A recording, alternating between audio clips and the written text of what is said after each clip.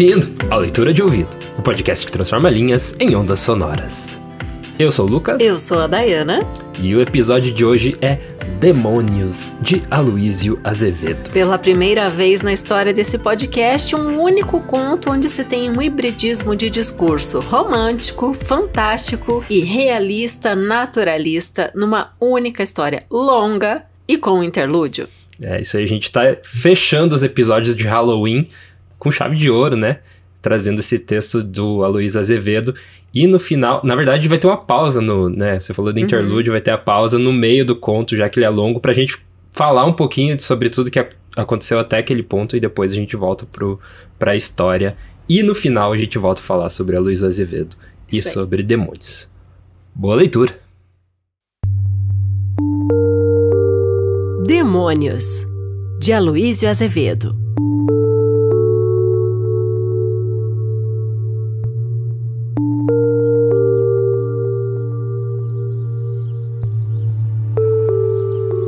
O meu quarto de rapaz solteiro era bem no alto, um mirante isolado, por cima do terceiro andar de uma grande e sombria casa de pensão da rua do Riachuelo, com uma larga varanda de 2 portas, aberta contra o nascente, e meia dúzia de janelas desafrontadas que davam para os outros pontos, dominando os telhados da vizinhança. Um pobre quarto, mas uma vista esplêndida. Da varanda em que eu tinha as minhas queridas violetas, as minhas begônias e os meus tinhorões, únicos companheiros animados daquele meu isolamento e daquela minha triste vida de escritor.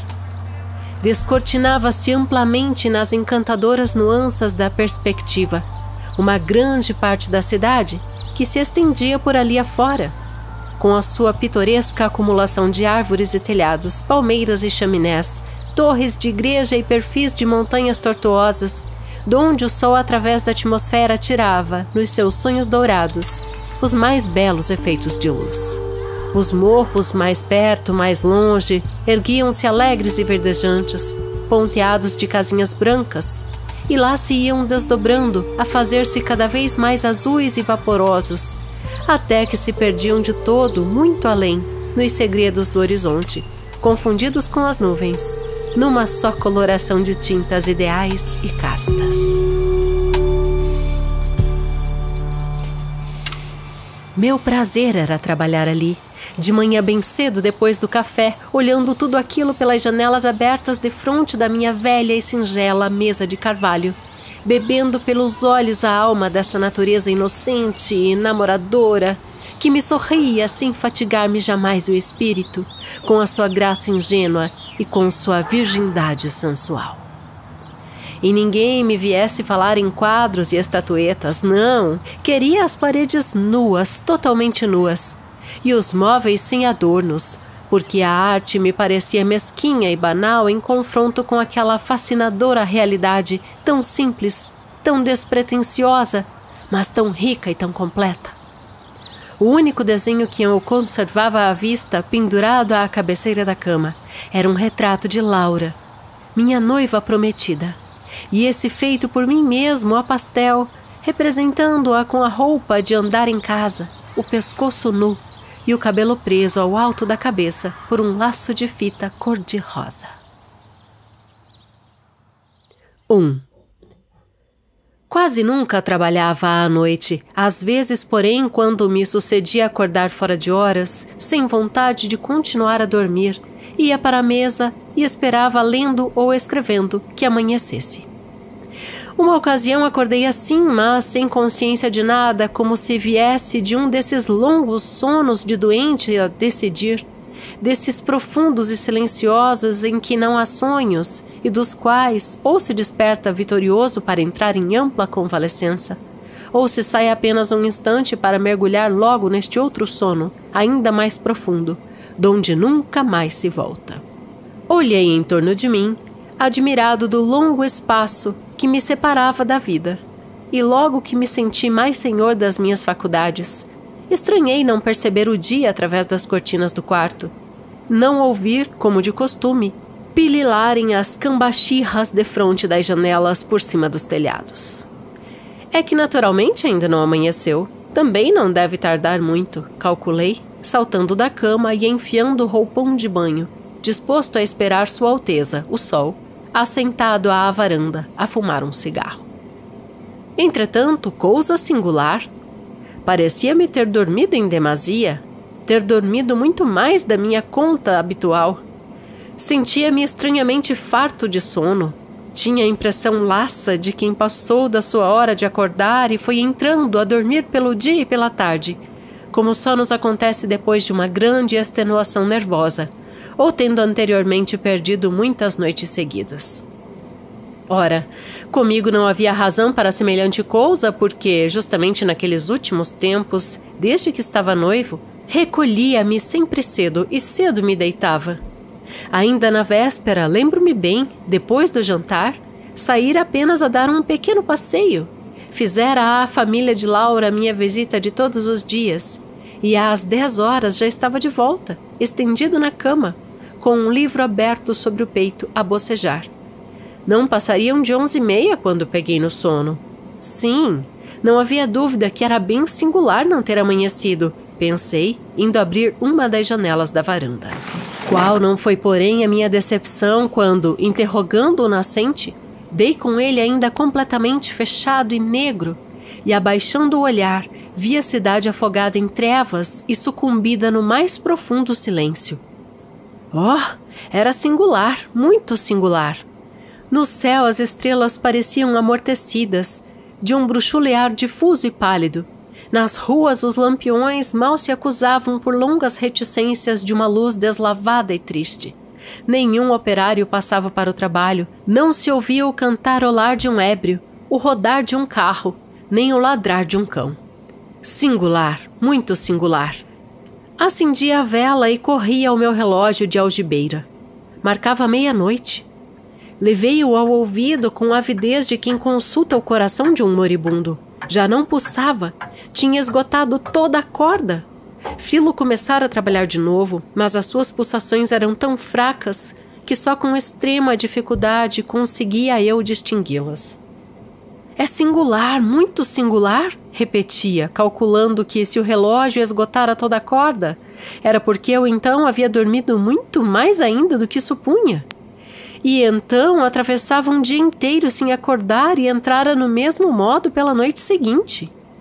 Mas afinal, que horas seriam? Tornei à varanda para consultar de novo aquela estranha noite em que as estrelas desmaiavam antes de chegar a aurora. E a noite nada me respondeu, fechada no seu egoísmo surdo e tenebroso. Que horas seriam se eu ouvisse algum relógio da vizinhança? Ouvir? Mas se em torno de mim tudo parecia entorpecido e morto.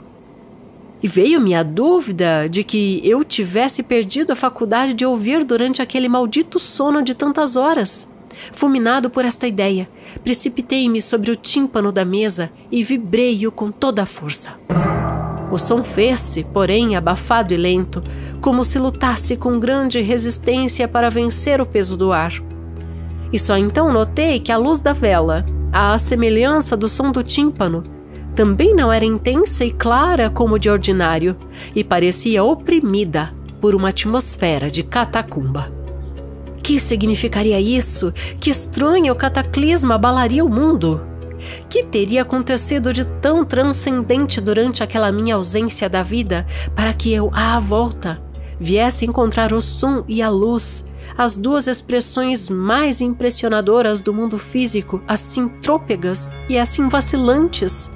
Nem que toda a natureza envelhecesse maravilhosamente enquanto eu tinha os olhos fechados e o cérebro em repouso? Ilusão minha, com certeza, que louca és tu, minha pobre fantasia! Daqui a nada estará amanhecendo e todos estes teus caprichos, teus ou os da noite, essa outra doida, desaparecerão aos primeiros raios do sol.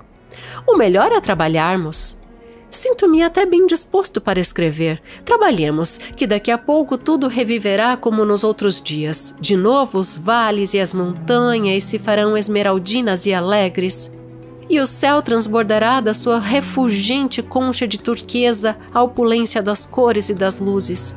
E de novo ondulará no espaço a música dos ventos, e as aves acordarão as rosas dos campos com os seus melodiosos duetos de amor. Trabalhemos, trabalhemos.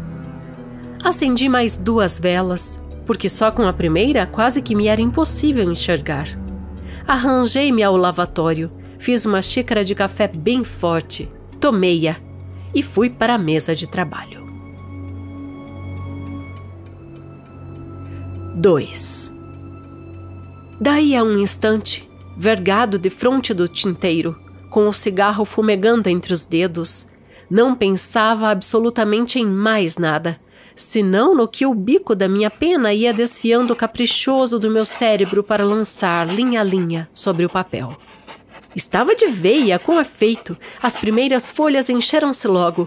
Minha mão, a princípio lenta, começou pouco a pouco a fazer-se nervosa, a não querer parar, e afinal abriu a correr cada vez mais depressa, disparando por finais cegas, como um cavalo que se esquenta e se inflama na vertigem do galope. Depois, tal febre de concepção se apoderou de mim, que perdi a consciência de tudo. Deixei-me arrebatar por ela, arquejante, sem fôlego, num voo febril, num arranco violento que me levava de rastros pelo ideal aos tropeções com as minhas doidas fantasias de poeta. E páginas se sucederam, e as ideias, que nem um bando de demônios, vinham-me em borbotão, devorando-se umas às outras num delírio de chegar primeiro.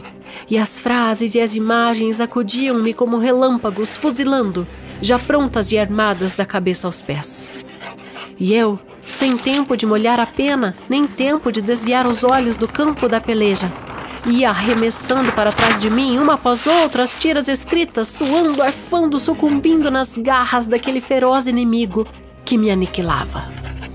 E lutei, e lutei. De repente, acordo desta vertigem, como se voltasse de um pesadelo estonteado, com o sobressalto de quem, por uma briga de momento, se esquece do grande perigo que o espera.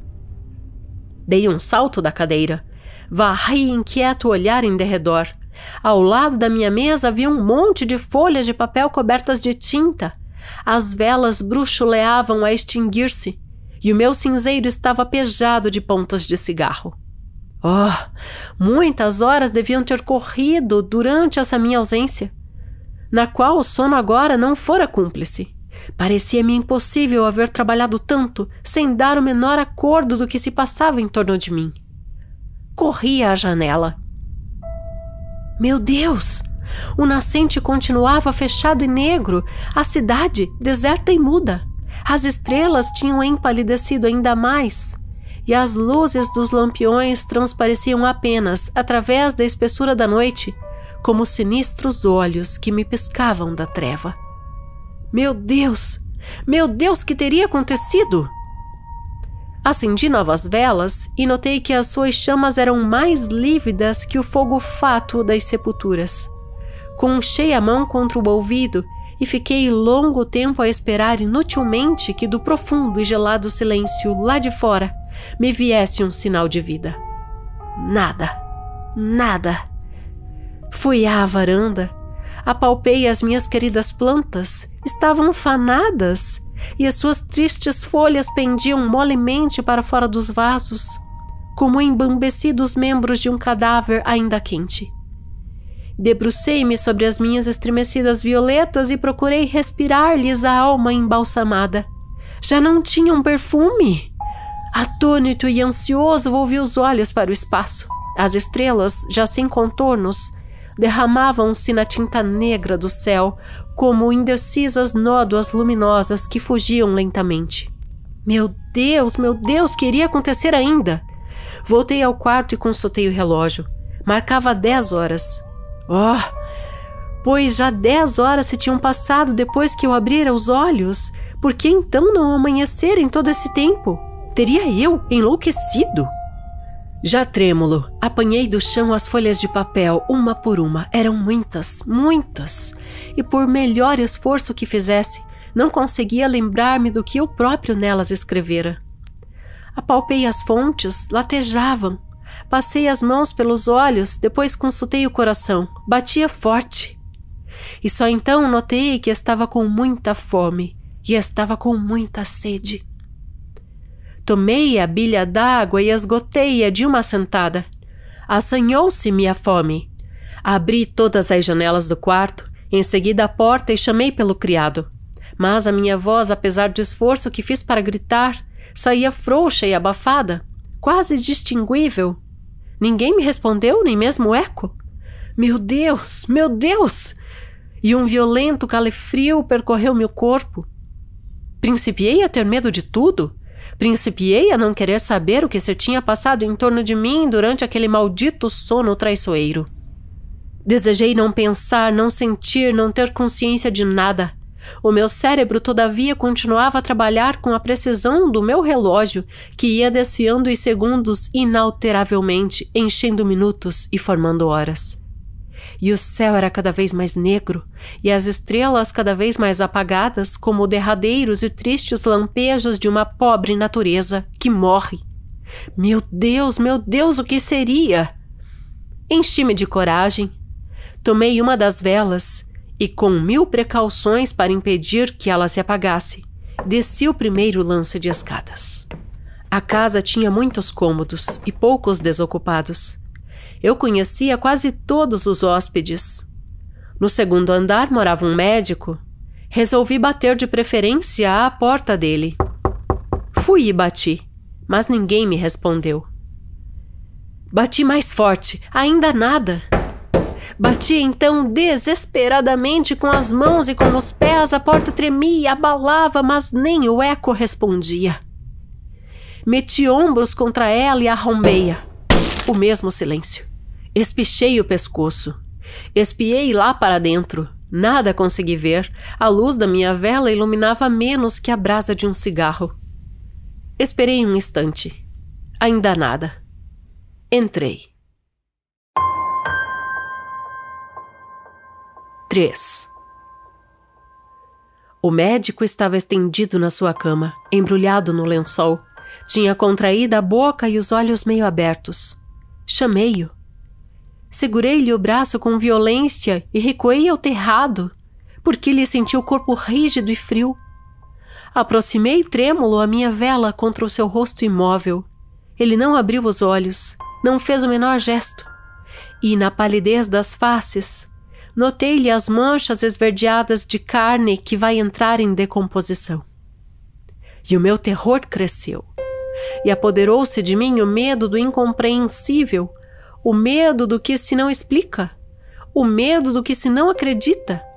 E saí do quarto querendo pedir socorro, sem conseguir ter voz para gritar, e apenas resmunando uns vagidos guturais de agonizante. E corri aos outros quartos. Já sem bater, fui arrombando as portas que encontrei fechadas. A luz da minha vela, cada vez mais lívida, parecia, como eu, tiritar de medo. Oh, que terrível momento! Que terrível momento! Era como se, em torno de mim, o nada, insondável e tenebroso, escancarasse para devorar-me a sua enorme boca viscosa e sôfrega. Por todas aquelas camas que eu percorria como um louco, só tateava corpos enregelados e hirtos. Não encontrava ninguém com vida, ninguém! Era a morte geral, a morte completa. Uma tragédia silenciosa e terrível, com um único espectador, que era eu. Em cada quarto havia um cadáver, pelo menos. Vi mães apertando contra o seio sem vida os filhinhos mortos. Vi casais abraçados dormindo aquele derradeiro sono, enleados ainda pelo último delírio de seus amores. Vi brancas figuras de mulheres tateladas no chão, descompostas na impudência da morte. Estudantes cor de cera debruçados sobre a mesa de estudo. Os braços dobrados sobre o compêndio aberto, defronte da lâmpada para sempre extinta. E tudo frio, e tudo imóvel, como se aquelas vidas fossem de improviso apagadas pelo mesmo sopro. Ou como se a terra, sentindo de repente uma grande fome, enlouquecesse para devorar de uma só vez todos os seus filhos. Percorri os outros andares da casa, sempre o mesmo abominável espetáculo. Não havia mais ninguém, tinham todos desertado em massa. E por quê? E para onde tinham fugido aquelas almas num só voo, arribadas como um bando de aves forasteiras? Estranha greve! Mas por que não me chamaram a mim também antes de partir? Por que me abandonaram sozinho entre aquele pavoroso despojo nauseabundo? Que teria sido, meu Deus? Que teria sido tudo aquilo? Por que toda aquela gente fugia em segredo, silenciosamente, sem a extrema despedida dos moribundos, sem os gritos de agonia? E eu, execrável exceção, por que continuava a existir, acotovelando os mortos e fechado com eles dentro da mesma catacumba? Então, uma ideia fuzilou rápida no meu espírito, pondo-me no coração um sobressalto horrível. Lembrei-me de Laura. Naquele momento estaria ela como os outros, também inanimada e gélida, ou triste e retardatária. Ficaria à minha espera, impaciente por desferir o misterioso voo. Em todo caso, era para lá, para junto dessa adorada e virginal criatura, que eu devia ir sem perda de tempo. Junto dela, viva ou morta, é que eu devia esperar a minha vez de mergulhar também no tenebroso pélago. Morta? Mas por que morta?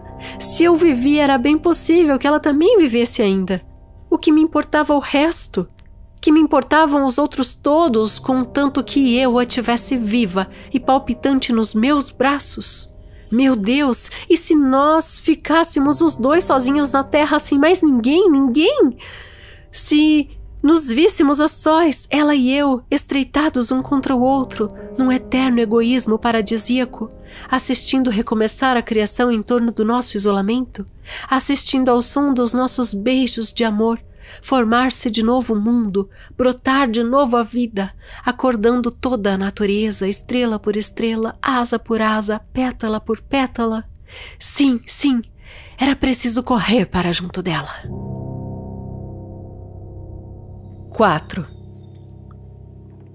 Mas a fome torturava-me cada vez mais fúria. Era impossível levar mais tempo sem comer. Antes de socorrer o coração, era preciso socorrer o estômago. A fome, o amor. Mas como todos os outros morriam em volta de mim, e eu pensava em amor e eu tinha fome. A fome que é a voz mais poderosa do instinto da conservação pessoal. Como o amor é a voz do instinto da conservação da espécie. A fome e o amor que são a garantia da vida. Os dois inalteráveis polos do eixo em que há milhões de séculos gira misteriosamente o mundo orgânico. E, no entanto, não podia deixar de comer antes de mais nada. Quantas horas teriam decorrido depois da minha última refeição? Não sabia. Não conseguia calcular sequer. O meu relógio, agora inútil, marcava estupidamente 12 horas. 12 horas de quê? 12 horas? Que significaria esta palavra? Arremessei o relógio para longe de mim, despedaçando-o contra a parede. Oh, meu Deus! Se continuasse para sempre aquela incompreensível noite, como poderia eu saber os dias que se passavam? Como poderia marcar as semanas e os meses? O tempo é o sol. Se o sol nunca mais voltasse, o tempo deixaria de existir. E eu me senti perdido num grande nada indefinido, vago, sem fundo e sem contornos. Meu Deus, quando terminaria aquele suplício? Desci ao andar térreo da casa, apressando-me agora para aproveitar a mesquinha luz da vela que pouco a pouco me abandonava também. Só a ideia de que era aquela a derradeira luz que me restava, a ideia da escuridão completa que seria depois, fazia-me gelar o sangue. Trevas e mortos, que horror! Penetrei na sala de jantar. À porta tropecei no cadáver de um cão. Passei adiante. O criado jazia estendido junto à mesa, espumando pela boca e pelas ventas. Não fiz caso. Do fundo dos quartos vinha já um bafo enjoativo de putrefação ainda recente. Arrombei o armário. Apoderei-me da comida que lá havia e devorei-a como um animal sem procurar talher. Depois bebi sem copo uma garrafa de vinho. E logo que senti o estômago reconfortado, e logo que o vinho me alegrou o corpo, Foi-se-me enfraquecendo a ideia de morrer com os outros, e foi-me nascendo a esperança de encontrar vivos lá fora, na rua. Mal era que a luz da vela minguara tanto, que agora brilhava menos que um pirilampo. Tentei acender outras, vão esforço. A luz ia deixar de existir. E antes que ela me fugisse para sempre, comecei a encher as algibeiras com o que sobrou da minha fome. Era tempo, porque a miserável chama, depois de espreguiçar-se um instante, foi-se contraindo, a tremer, bruxuleando, até sumir-se de todo como o extremo lampejo do olhar de um moribundo. E fez-se então a mais completa, a mais cerrada escuridão que é possível conceber. Era a treva absoluta, treva de morte, treva de caos, treva que só compreende quem tiver os olhos arrancados e as órbitas entupidas de terra. Foi terrível o meu abalo. Fiquei espavorido como se ela me apanhasse de surpresa. Inchou-se-me por dentro o coração, sufocando-me a garganta. Gelou-se-me a medula e secou-se-me a língua. Senti-me como entalado, ainda vivo no fundo de um túmulo estreito. Senti desabar sobre minha pobre alma, como todo o seu peso de maldição, aquela imensa noite negra e devoradora. Imóvel, arquejei por algum tempo nesta agonia. Depois estendi os braços e, arrastando os pés, procurei tirar-me dali às apalpadelas. Atravessei longo corredor, esbarrando em tudo como um cego sem guia, e conduzi-me lentamente até o portão de entrada. Saí.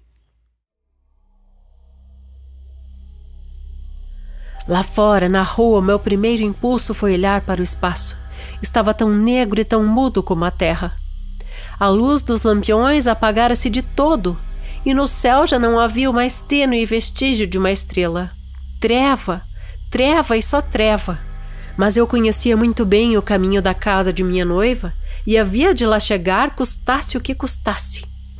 Dispus-me a partir, tateando o chão com os pés, sem despregar das paredes as minhas 2 mãos abertas na altura do rosto.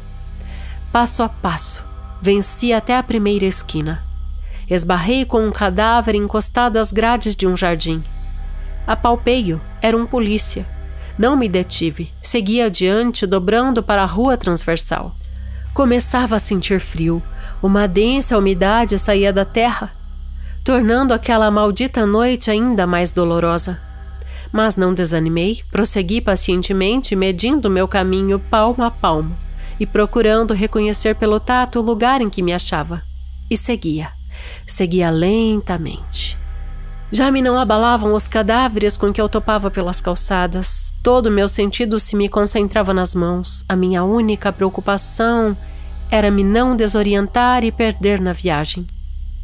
Eu lá ia, arrastando-me de porta em porta, de casa em casa, de rua em rua, com a silenciosa resignação dos cegos desamparados. De vez em quando, era preciso deter-me um instante para respirar mais à vontade. Doíam-me os braços de os ter continuamente erguidos. Secava-se-me a boca. Um enorme cansaço invadia-me o corpo inteiro. Há quanto tempo durava já esta tortura? Não sei. Apenas sentia, claramente, que pelas paredes o bolor principiava a formar altas camadas de uma vegetação aquosa e que meus pés se encharcavam cada vez mais no lodo que o solo ressumbrava. Veio-me então o receio de que eu, daí a pouco, não pudesse reconhecer o caminho e não lograsse, por conseguinte, chegar ao meu destino. Era preciso, pois, não perder um segundo, não dar tempo ao bolor e à lama de esconderem de todo o chão e as paredes. E procurei, numa aflição, aligeirar o passo, a despeito da fadiga que me acabrunhava. Mas, era impossível conseguir mais do que arrastar-me penosamente como um verme ferido. E o meu desespero crescia com a minha impotência e com o meu sobressalto. Miséria! Agora já me custava até distinguir o que meus dedos tateavam, porque o frio os tornara dormentes e sem tato.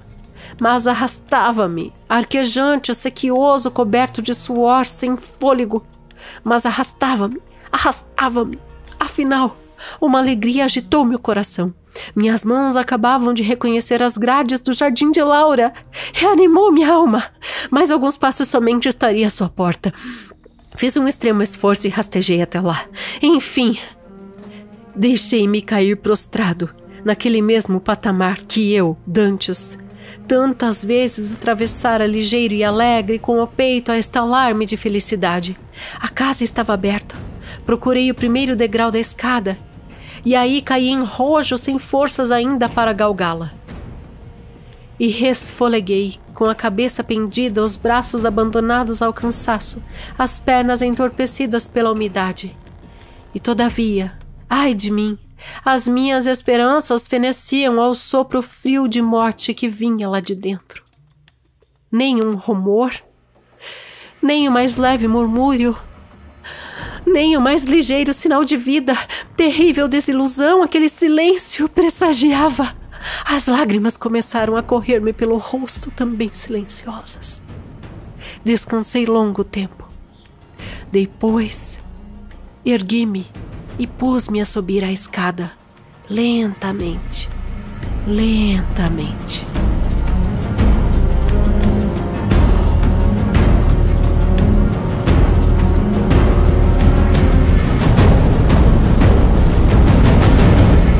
E esse está sendo Demônios, de Aloysio Azevedo. Que tá muda.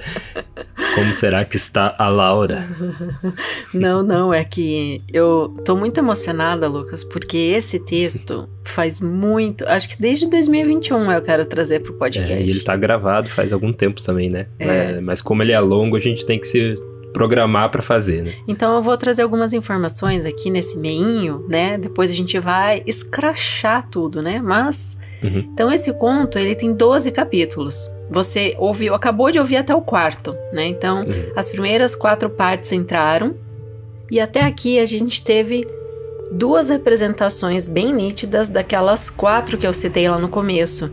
A gente tem o ideal romântico, né? A gente tá prestes a ele entrar na casa da Laura, né? Então a gente tem essa necessidade do homem que passou por esse cataclismo, né? Ele percebe ao acordar que o mundo está todo virado, que algo aconteceu, uma sombra fez com que todos morreram. Então a gente tem também o fantástico, né?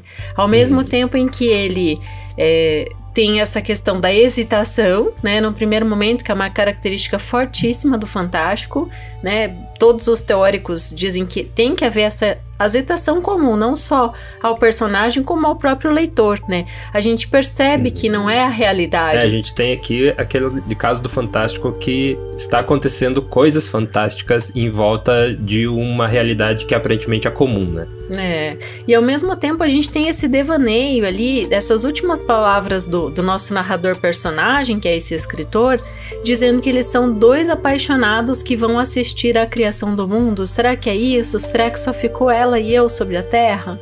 Né? Então a gente vai ter, aguarde. Se você ainda não se preparou, você ia dar uma dica ali, né, no comecinho?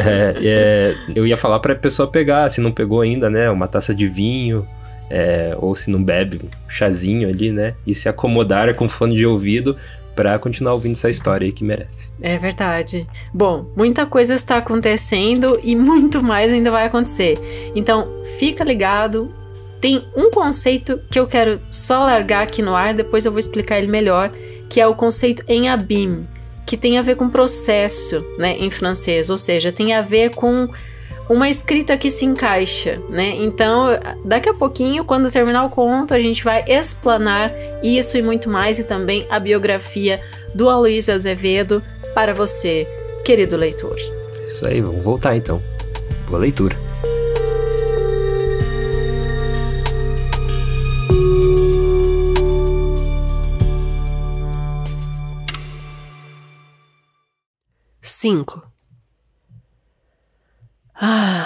Quantas recordações aquela escada me trazia. Era aí, nos seus últimos degraus, junto às grades de madeira polida, que eu, todos os dias, ao despedir-me de Laura, trocava com esta o silencioso juramento do nosso olhar. Foi aí que eu, pela primeira vez, lhe beijei a sua formosa e pequenina mão de brasileira. Estaquei todo vergado lá para dentro, escutando. Nada. Entrei na sala de visitas vagarosamente, abrindo caminho com os braços abertos, como se nadasse na escuridão. Reconheci os primeiros objetos em que tropecei.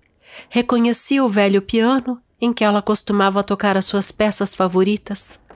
Reconheci as estantes pejadas de partituras em que nossas mãos muitas vezes se encontraram, procurando a mesma música. E depois, avançando alguns passos de sonâmbulo, dei com a poltrona, a mesma poltrona em que ela, reclinada de olhos baixos e chorosos, ouviu corando meu protesto de amor, quando também pela primeira vez me animei a confessar-lhe. Oh, como tudo isso agora me acabrunhava de saudade! Conhecemo-nos havia coisa de 5 anos. Laura, então, era ainda quase uma criança, e eu não era bem um homem. Vimo-nos um domingo, pela manhã, ao sairmos da missa. Eu ia ao lado de minha mãe, que nesse tempo ainda existia, Mas para que reviver semelhantes recordações? Acaso tinha eu o direito de pensar em amor? Pensar em amor quando em torno de mim o mundo inteiro se transformava em lodo? Esbarrei contra uma mesinha redonda. Tateei-a. Achei sobre ela, entre outras coisas, uma bilha d'água. Bebi sequiosamente. Em seguida procurei achar a porta, que comunicava com o interior da casa, mas vacilei. Tremiam-me as pernas e arquejava-me o peito. Oh, já não podia haver o menor vislumbre de esperança. Aquele canto sagrado e tranquilo, aquela habitação da honestidade e do pudor, também tinham sido varridos pelo implacável sopro. Mas era preciso decidir-me a entrar, quis chamar por alguém, não consegui articular mais do que o murmúrio de um segredo indistinguível. Fiz-me forte, avancei às apalpadelas. Encontrei uma porta, abri-a. Penetrei numa saleta, não encontrei ninguém. Caminhei para diante, entrei na primeira alcova. Tateei o primeiro cadáver. Pelas barbas reconheci logo o pai de Laura. Estava deitado no seu leito. Tinha a boca úmida e viscosa. Limpei as mãos à roupa e continuei a minha tenebrosa revista. No quarto imediato, a mãe de minha noiva jazia ajoelhada, defronte do seu oratório, ainda com as mãos postas, mas o rosto já pendido para a terra. Correi-lhe os dedos pela cabeça. Ela desabou para o lado, dura como uma estátua. A queda não produziu ruído. Continuei a andar. O quarto que se seguia era o de Laura. Sabia-o perfeitamente. O coração agitou-se-me sobressaltado, mas fui caminhando sempre com os braços estendidos e a respiração convulsa. Nunca houvera ousado penetrar naquela casta alcova de donzela, e um respeito profundo imobilizou-me junto à porta, como se me pesasse profanar com a minha presença tão puro e religioso asilo do pudor. Era, porém, indispensável que eu me convencesse de que Laura também me havia abandonado como os outros. Que me convencesse de que ela consentira que a sua alma, que era só minha, partisse como as outras almas desertoras. Que eu disso me convencesse para então cair ali mesmo a seus pés, fulminado, amaldiçoando a Deus e à sua loucura. E havia de ser assim. Havia de ser assim porque antes, 1000 vezes antes, morto com ela, do que vivo sem a possuir. Entrei no quarto. Apalpei as trevas. Não havia sequer o rumor da asa de uma mosca. Adiantei-me. Achei uma estreita cama, castamente velada por ligeiro cortinado de cambraia. Afastei-o e, continuando a tatear, encontrei um corpo, mimoso e franzino, todo fechado num roupão de flanela. Reconheci aqueles formosos cabelos cetinosos. Reconheci aquela carne delicada e virgem. Aquela pequenina mão. E também reconheci a aliança que eu mesmo lhe colocara num dos dedos. Mas, Laura, a minha estremecida Laura estava tão fria e tão inanimada como os outros. e um fluxo de soluços abafados e sem eco saiu-me do coração. Ajoelhei-me junto à cama e, tal como fizera com as minhas violetas, debrucei-me sobre aquele pudibundo rosto já sem vida, para respirar-lhe o bálsamo da alma. Longo tempo meus lábios, que as lágrimas ensopavam, a aqueles frios lábios se colaram, no mais sentido, no mais terro e profundo beijo que se deu sobre a terra. Laura, balbuciei tremente. Oh, minha Laura, pois será possível que tu, pobre e querida flor, casta companheira das minhas esperanças, será possível que tu também me abandonasses, sem uma palavra ao menos, indiferente e alheia como os outros? Para onde tão longe, tão precipitadamente te partiste, doce amiga? Que do nosso mísero amor nem a mais ligeira lembrança me deixaste?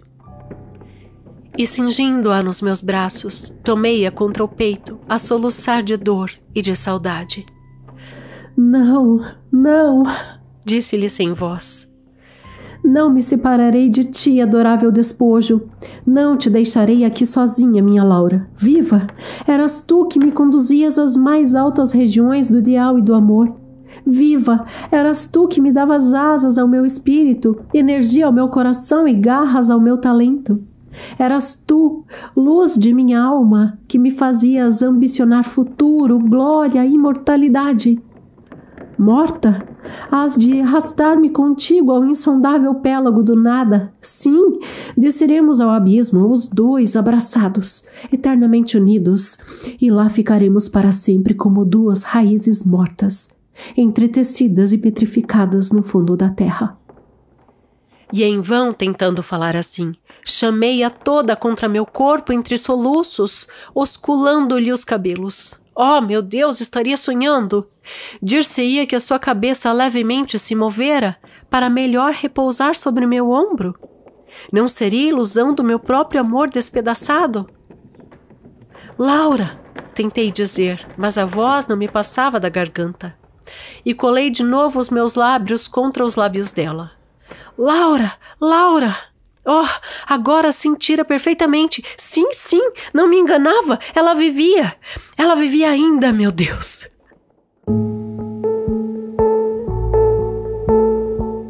Seis. E comecei a bater-lhe na palma das mãos, a soprar-lhe os olhos, a agitar-lhe o corpo entre meus braços, procurando chamá-la à vida. E não haver uma luz, e eu não poder articular palavra, e não dispor de recurso algum para lhe poupar ao menos o sobressalto que a esperava quando recuperasse os sentidos. Que ansiedade! Que terrível tormento! E com ela recolhida ao colo, assim prostrada e muda, continuei a murmurar-lhe ao ouvido as palavras mais doces que toda a minha ternura conseguia descobrir nos segredos do meu pobre amor. Ela começou a reanimar-se. Seu corpo foi pouco a pouco recuperando o calor perdido. Seus lábios entreabriram-se já, respirando de leve. Laura! Laura! Afinal, sentia suas pestanas roçarem-me na face. Ela abria os olhos. Laura! Não me respondeu de nenhum modo, nem tampouco se mostrou sobressaltada com a minha presença. Parecia sonâmbula, indiferente à escuridão. Laura! Minha Laura! Aproximei os lábios de seus lábios ainda frios e senti um murmúrio suave e medroso exprimir o meu nome. Oh! Ninguém pode calcular a comoção que se apossou de mim. Todo aquele tenebroso inferno por um instante se alegrou e sorriu. E nesse transporte de todo o meu ser não entrava todavia o menor contingente dos sentidos. Nesse momento todo eu pertencia a um delicioso estado místico, alheio completamente à vida animal. Era como se me transportasse para outro mundo, reduzido a uma essência ideal e indissolúvel, feita de amor e bem-aventurança. Compreendi então esse voo etéreo de duas almas aladas na mesma fé, deslizando juntas pelo espaço em busca do paraíso. Senti a terra mesquinha para nós, tão grandes e tão alevantados do nosso sentimento, Compreendi a divinal e suprema volúpia do noivado de dois espíritos que se unem para sempre. Minha Laura! Minha Laura! Ela passou-me os braços em volta do pescoço e, trêmula, uniu sua boca à minha para dizer que tinha sede. Lembrei-me da bilha d'água, ergui-me e fui às apalpadelas buscá-la onde estava. Depois de beber, Laura perguntou-me se a luz e o som nunca mais voltariam. Respondi vagamente, sem compreender como podia ser que ela não se assustava naquelas trevas e não me repelia do seu leito de donzela. Era bem estranho o nosso modo de conversar. Não falávamos, apenas movíamos com os lábios. Havia um mistério de sugestão no comércio de nossas ideias, tanto que, para nos entendermos melhor, precisávamos às vezes unir as cabeças fronte com fronte. E semelhante processo de dialogar em silêncio fatigava-nos a ambos em extremo. Eu sentia distintamente, com a testa colada à testa de Laura, o esforço que ela fazia para compreender bem o meu pensamento. E interrogamos um ao outro ao mesmo tempo o que seria então de nós perdidos e abandonados no meio daquele tenebroso campo de mortos. Como poderíamos sobreviver a todos os nossos semelhantes? Emudecemos por longo espaço, de mãos dadas e com as frontes unidas. Resolvemos morrer juntos. Sim, era tudo o que nos restava. Mas de que modo realizar esse intento? Que morte descobriríamos capaz de arrebatar-nos aos dois de uma só vez? Calamo-nos de novo, ajustando melhor as frontes, cada qual mais absorto pela mesma preocupação. Ela, por fim, lembrou o mar. Sairíamos juntos à procura dele, e abraçados pereceríamos no fundo das águas.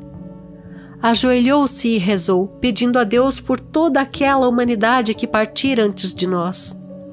Depois ergueu-se, passou-me o braço na cintura e começamos juntos a tatear a escuridão, dispostos a cumprir o nosso derradeiro voto.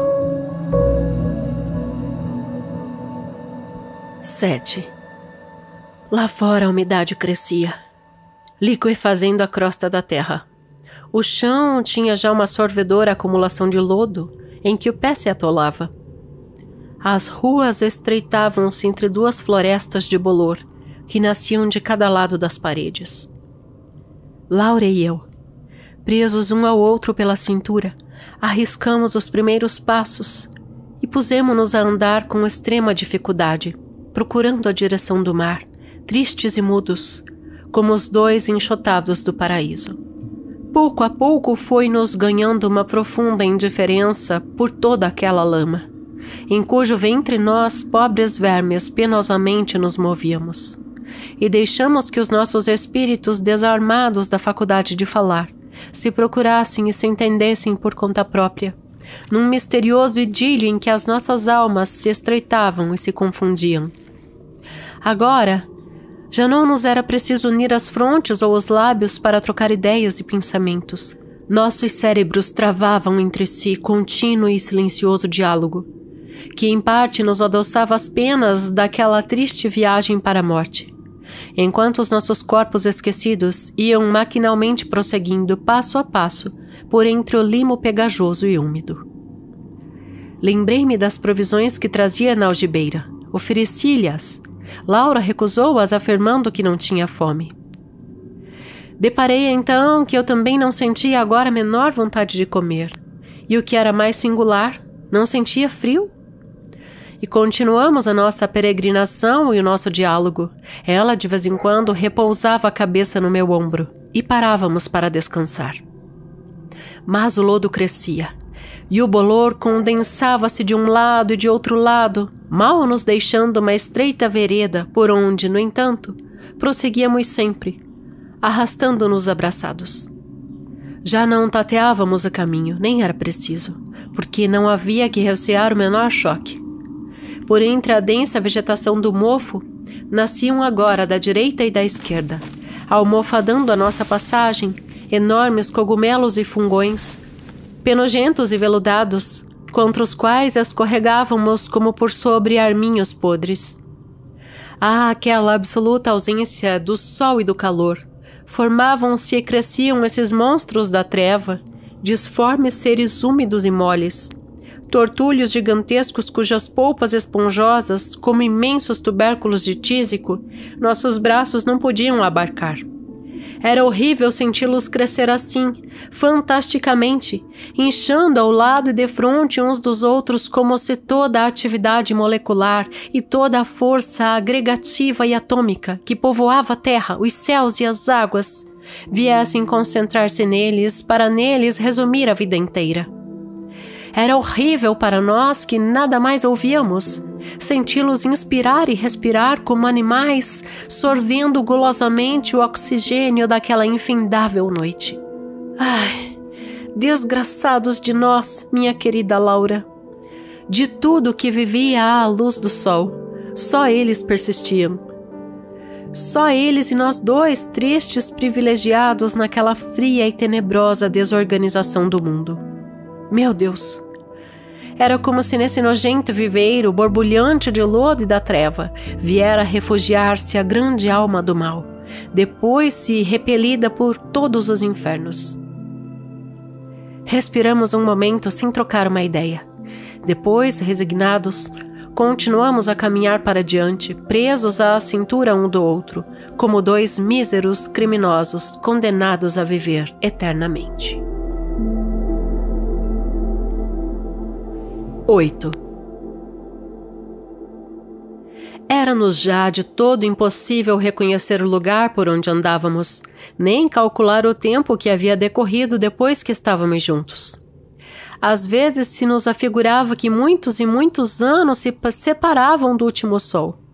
Outras vezes nos parecia a ambos que aquelas trevas tinham se fechado em torno de nós apenas alguns momentos antes.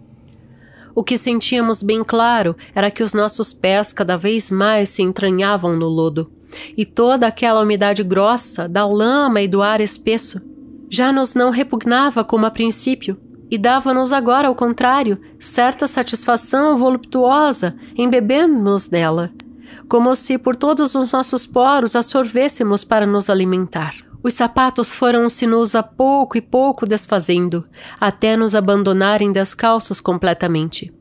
E as nossas vestimentas reduziram-se a farrapos imundos. Laura estremeceu de pudor com a ideia de que em breve estaria totalmente despida e descomposta. Soltou os cabelos para se abrigar com eles e pediu-me que apressássemos a viagem, a ver se alcançávamos o mar antes que as roupas a deixassem de todo. Depois calou-se por muito tempo. Comecei a notar que os pensamentos dela iam progressivamente rareando, tal qual sucedia, aliás, comigo mesmo. Minha memória embotava-se. Afinal, já não era só a palavra falada que nos fugia, era também a palavra concebida.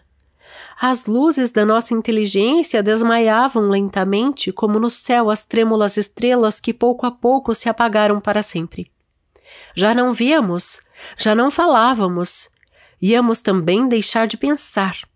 Meu Deus, era a treva que nos invadia, era a treva, bem o sentíamos, que começava gota a gota a cair dentro de nós. Só uma ideia, uma só, nos restava por fim, descobrir o mar para pedir-lhe o termo daquela horrível agonia. Laura passou-me os braços em volta do pescoço, suplicando-me com o seu derradeiro pensamento que eu não a deixasse viver por muito tempo ainda. E avançamos com maior coragem, na esperança de morrer. 9. Mas à proporção que o nosso espírito por tal estranho modo se neutralizava, fortalecia-se-nos o corpo maravilhosamente, a refazer-se de seiva no meio nutritivo e fertilizante daquela decomposição geral. Sentíamos perfeitamente o misterioso trabalho de refrigeração que se tratava dentro de nós. Sentíamos o sangue enriquecer de fluidos vitais e ativar-se nos nossos vasos, circulando vertiginosamente a martelar por todo o corpo. Nosso organismo transformava-se num laboratório, revolucionado por uma chusma de demônios. E nossos músculos robusteceram-se por encanto, e os nossos membros avultaram num contínuo desenvolvimento. E sentimos crescer os ossos, e sentimos a medula pulular engrossando e aumentando dentro deles. E sentimos as nossas mãos e os nossos pés tornaram-se fortes, como os de um gigante, e as nossas pernas encorparem, mais consistentes e mais ágeis, e os nossos braços se estenderem maciços e poderosos. E todo o nosso sistema muscular se desenvolveu de súbito, em prejuízo de nosso sistema nervoso que se amesquinhava progressivamente. Fizemo-nos hercúleos de uma pujança de animais ferozes, sentindo-nos capazes cada qual de afrontar impávidos todos os elementos do globo e todas as lutas pela vida física. Depois de apalpar-me surpreso, tateei o pescoço, o tronco e os quadris de Laura. Parecia-me ter debaixo de minhas mãos de gigante a estátua colossal de uma deusa pagã. Seus peitos eram fecundos e opulentos, suas ilhargas cheias e grossas como as de um animal bravio. E assim, refeitos, pusemo-nos a andar familiarmente naquele lodo, como se fôramos criados nele. Também já não podíamos ficar um instante no mesmo lugar, inativos. Uma irresistível necessidade de exercício arrastava-nos, a despeito da nossa vontade, agora fraca e mal segura. E quanto mais se nos embrutecia o cérebro, tanto mais os nossos membros reclamavam atividade e ação. Sentíamos gosto em correr muito, cabriolando por ali afora, e sentíamos ímpetos de lutar, de vencer, de dominar alguém com a nossa força. Laura atirava-se contra mim numa carícia selvagem e pletórica, apanhando-me a boca com os seus lábios fortes de mulher irracional e estreitando-se comigo sensualmente, a morder-me os ombros e os braços. E lá íamos inseparáveis naquela nossa nova maneira de existir, sem memória de outra vida, amando-nos com toda a força dos nossos impulsos, para sempre esquecidos um do outro, como os dois últimos parasitas do cadáver de um mundo. Certa vez, de surpresa, nossos olhos tiveram a alegria de ver. Uma enorme difusa claridade fosforescente estendia-se defronte de nós a perder de vista. Era o mar. Estava morto e quieto. Um triste mar, sem ondas e sem soluços, chumbado à terra na sua profunda imobilidade de orgulhoso monstro abatido. Fazia dó vê-lo assim, concentrado e mudo, saudoso das estrelas, viúvo do luar. Sua grande alma branca de antigo lutador parecia debruçar-se ainda sobre o resfriado cadáver daquelas águas silenciosas, chorando as extintas noites claras e felizes em que elas, como um bando de náiades alegres, vinham aos saltos tontas de alegria, quebrar na praia suas risadas de prata. Pobre mar, pobre atleta! Nada mais lhe restava agora sobre o plúmbeo dorso fosforescente do que tristes esqueletos dos últimos navios, ali fincados, espectrais e negros, como inúteis e partidas cruzes de um velho cemitério abandonado. 10. Aproximamo-nos daquele pobre oceano morto. Tentei invadi-lo, mas meus pés não acharam que distinguir entre sua fosforescência gelatina e a lama negra da terra. Tudo era igualmente lodo. Laura conservava-se imóvel como que aterrada defronte do imenso cadáver luminoso. Agora, assim contra a embaciada lâmina das águas, nossa superfície destacavam tão bem como ao longe se destacavam as ruínas dos navios. Já nos não recordávamos da nossa intenção de afogar-nos juntos. Com um gesto chamei-a para meu lado. Laura, sem dar um passo, encarou-me com espanto, estranhando-me. Tornei a chamá-la, não veio. Fui ter então com ela. Ao ver-me, porém, aproximar, deu medrosa um ligeiro salto para trás e pôs-se a correr pela extensão da praia, como se fugisse a um monstro desconhecido. Precipitei-me também para alcançá-la. Vendo-se perseguida, atirou-se ao chão a galopar, quadrupedando que nem um animal. Eu fiz o mesmo, e coisa singular, notei que me sentia muito mais à vontade nessa posição de quadrúpede do que na minha natural posição de homem. Assim galopamos longo tempo à beira-mar. Mas, percebendo que a minha companheira me fugia assustada para o lado das trevas, tentei detê-la, soltei um grito, soprando com toda a força o ar dos meus pulmões de gigante. Nada mais consegui do que dar um ronco de besta. Laura, todavia, respondeu com outro. Corri para ela e os nossos berros ferozes perderam-se longamente por aquele mundo vazio e morto. Alcancei-a por fim. Ela havia caído por terra, prostrada de fadiga. Deitei-me ao seu lado, rosnando ofegante de cansaço. Na escuridão reconheceu-me logo. Tomou-me contra o seu corpo e afagou-me instintivamente. Quando resolvemos continuar a nossa peregrinação, foi de 4 pés que nos pusemos a andar ao lado um do outro, naturalmente sem dar por isso. Então meu corpo principiou a revestir-se de um pelo espesso. Apalpei as costas de Laura e observei que com ela acontecia a mesma coisa. Assim era melhor, porque ficaríamos perfeitamente abrigados do frio que agora aumentava. Depois senti que os meus maxilares se dilatavam de modo estranho e que as minhas presas cresciam, tornando-se mais fortes, mais adequadas ao ataque, e que lentamente se afastavam dos dentes queixais, e que meu crânio se achatava, e que a parte inferior do meu rosto se alongava para a frente, afilando como um focinho de cão, e que meu nariz deixava de ser aquilino e perdia a linha vertical, para acompanhar o alongamento da mandíbula, e que, enfim, as minhas ventas se patenteavam, arregaçadas para o ar, úmidas e frias. Laura, ao meu lado, sofria iguais transformações. E notamos que, à medida que se nos apagavam uns restos de inteligência e o nosso tato se perdia, apurava-se-nos o olfato de um modo admirável, tomando as proporções de um faro certeiro e sutil que alcançava léguas.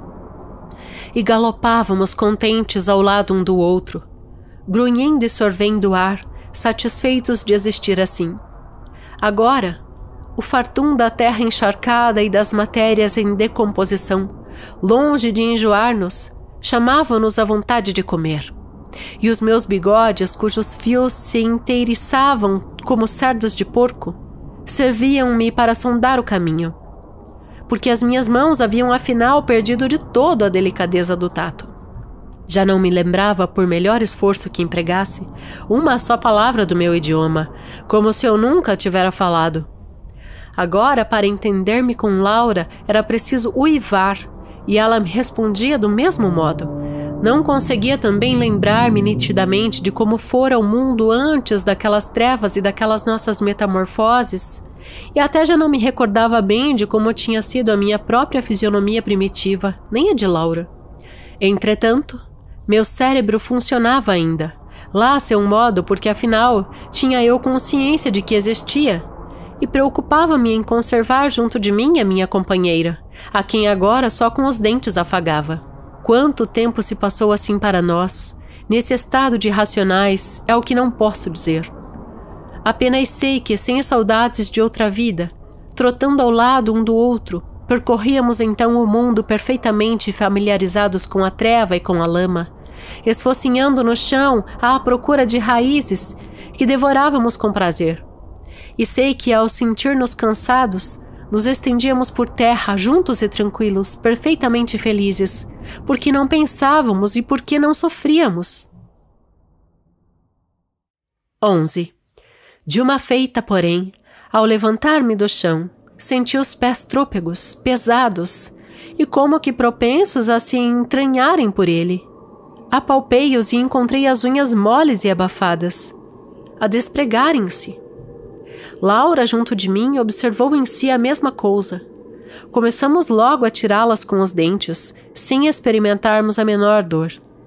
Depois passamos a fazer o mesmo com as das mãos. As pontas dos nossos dedos, logo que se acharam despojadas das unhas, transformaram-se numa espécie de ventosa de polvo, numas bocas de sanguessuga que se dilatavam e contraíam incessantemente, sorvendo gulosas o ar e a umidade. Começaram-nos os pés a radiarem longos e ávidos tentáculos de pólipo, e os seus filamentos e as suas radículas eminhocaram pelo lodo fresco do chão, procurando sôfregos internar-se bem na terra, para lá dentro beber-lhes o humus azotado e nutriente. Enquanto os dedos das mãos esgalhavam um a um, ganhando pelo espaço e chupando o ar voluptuosamente pelos seus respiradouros, fossando e fungando, irrequietos e morosos, como trombas de elefante. Desesperado, ergui-me em toda a minha colossal estatura de gigante e sacudi os braços, tentando dar um arranco para soltar-me do solo. Foi inútil. Nem só não consegui despregar meus pés enraizados no chão, como fiquei de mãos atiradas para o alto, numa postura mística, como arrebatado num êxtase religioso imóvel. Laura, igualmente presa à terra, ergueu-se rente comigo, peito a peito, entrelaçando nos meus seus braços esgalhados e procurando unir sua boca à minha boca. E assim nos quedamos para sempre. Aí, plantados e seguros, sem nunca mais nos soltarmos um do outro, nem mais podermos mover com os nossos duros membros contraídos. E pouco a pouco, nossos cabelos e nossos pelos se nos foram desprendendo e caindo lentamente pelo corpo abaixo. E cada poro que eles deixavam era um novo respiradouro que se abria para beber a noite tenebrosa. Então sentimos que o nosso sangue ia-se mais e mais se arrefecendo e desfibrinando até ficar de todo transformado numa seiva linfática e fria. Nossa medula começou a endurecer e revestir-se de camadas lenhosas que substituíam os ossos e os músculos, e nós fomos surdamente nos lignificando, nos encascando, a fazer-nos fibrosos desde o tronco até as hastes e as estípulas. E os nossos pés, num misterioso trabalho subterrâneo, continuavam a lançar pelas entranhas da terra as suas longas e insaciáveis raízes. E os dedos das nossas mãos continuavam a multiplicar-se, a crescer e a esfolhar, como galhos de uma árvore que reverdece. Nossos olhos desfizeram-se em goma espessa e escorreram-nos pela crosta da cara, secando depois como resina. E das suas órbitas vazias começavam a brotar muitos rebentões viçosos. Os dentes despregaram-se, um por um, caindo de per si, e as nossas bocas murcharam-se inúteis, vindo tanto delas como de nossas ventas já sem faro, novas vergônteas e renovos que abriam novas folhas e novas brácteas. E agora, só por estas e pelas extensas raízes de nossos pés, é que nos alimentávamos para viver. E vivíamos. Uma existência tranquila, doce, profundamente feliz, em que não havia desejos nem saudades. Uma vida imperturbável e surda, em que os nossos braços iam por si mesmos se estendendo preguiçosamente para o céu, a reproduzirem novos galhos de onde outros rebentavam, cada vez mais copados e verdejantes. Ao passo que as nossas pernas, entrelaçadas num só caule, cresciam e engrossavam, cobertas de armaduras corticais, fazendo-se imponentes e nodosas como os estalados troncos desses velhos gigantes das florestas primitivas. 12. Quietos e abraçados na nossa silenciosa felicidade, bebendo longamente aquela inabalável noite, em cujo ventre dormiam mortas as estrelas, que nós dantes tantas vezes contemplávamos embevecidos e amorosos. Crescemos juntos e juntos estendemos os nossos ramos e as nossas raízes, não sei por quanto tempo. Não sei também se demos flor ou se demos frutos. Tenho apenas consciência de que depois, muito depois, uma nova imobilidade ainda mais profunda veio enrijar-nos de todo.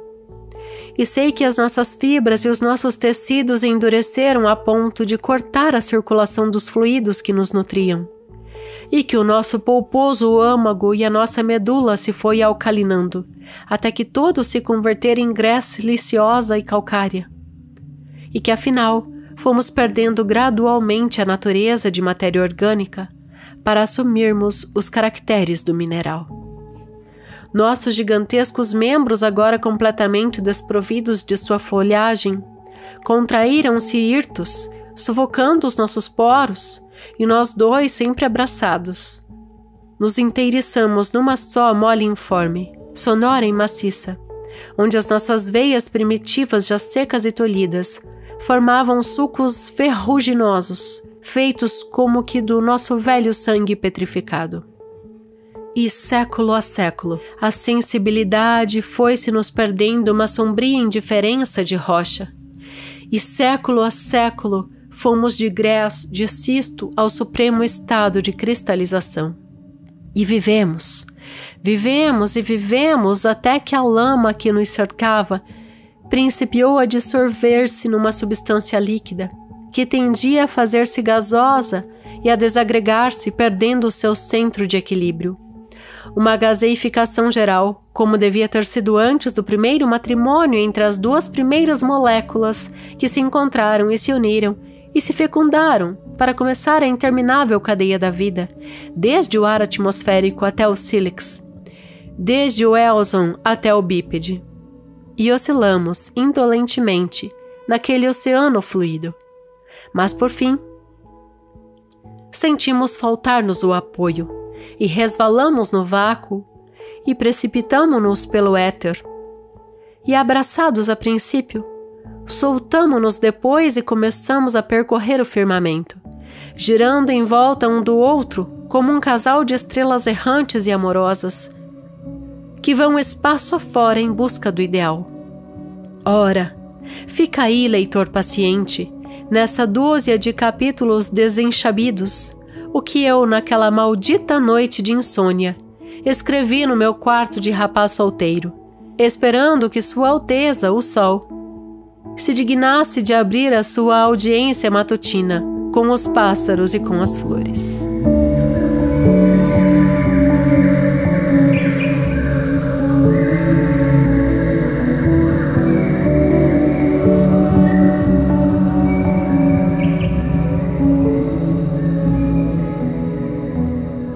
E esse foi Demônios, de Aloísio Azevedo.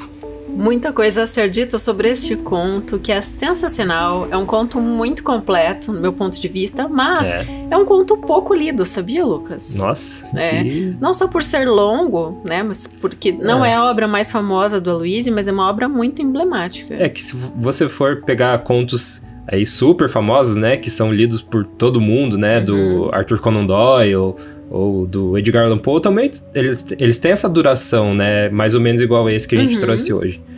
Então, sei lá, era pra ser mais conhecido, né, eu acho.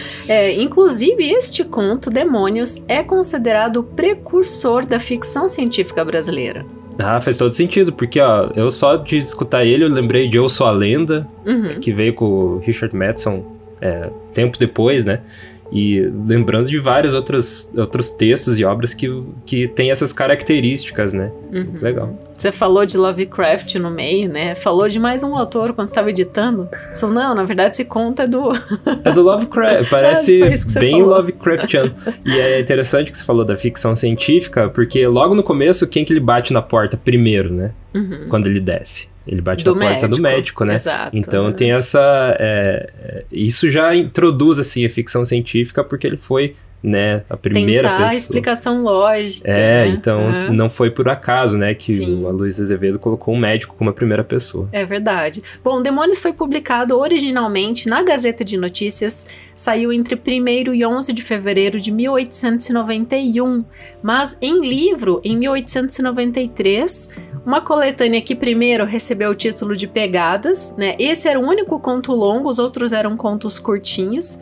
Depois, já quase na metade do século passado, é que se mudou o nome da coletânea mesmo, como esse conto homônimo, né? Então, hoje a gente encontra essa coletânea com o nome Demônios, né? E você encontra em domínio público esse conto sozinho, né? Ali no site Domínio Público. E hoje, então, a gente traz todas as develações no Leitura de Ouvido sobre o Demônios. Bom... O Aloísio Azevedo, ele é considerado um escritor naturalista, né? Mas nesse conto a gente tem várias paradas românticas. E que daí são quebradas, né, no final. Isso mesmo, e daí a gente tem o realismo, né? O realismo vindo à tona no final, com esse acordar desse devaneio, né? Então todas essas páginas jogadas no chão, e até eu anoto aqui essa febre de concepção, as doidas fantasias de poeta. Ele estava no campo de peleja ali diante da sua mesa de escritor naquela noite de insônia, ideias como um bando de demônios. Bom, cita, né, esse de demônios algumas vezes no texto. O título é justificado, né, ao longo das metamorfoses que vão acontecendo, porque para mim esse é um conto muito metamorfósico, né? Não só para mim, acho que para qualquer leitor, né? Ele acorda então dessa vertigem, ele usa esse termo e, teoricamente, no momento de revisão dessas páginas, ele começa a contar essa história. É aí que entra o Enhabim, né? Que eu vinha falando ali no interlúdio desse conceito francês. Enhabim tem a ver com processo, com procedimento, né? Com organizar o espaço, e é o que ele faz. É o nisso.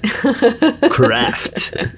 Então, ali entra essa metalinguagem. Em que momento eu fiquei ouvindo e reouvindo e relendo para entender em que momento que ele faz essa quebra do mundo real, então, para ele entrar nessa narrativa que ele teria escrito, como ele nos revela no final. Então ele fala assim, corri a janela, né? E quando ele fala que está nesse momento de...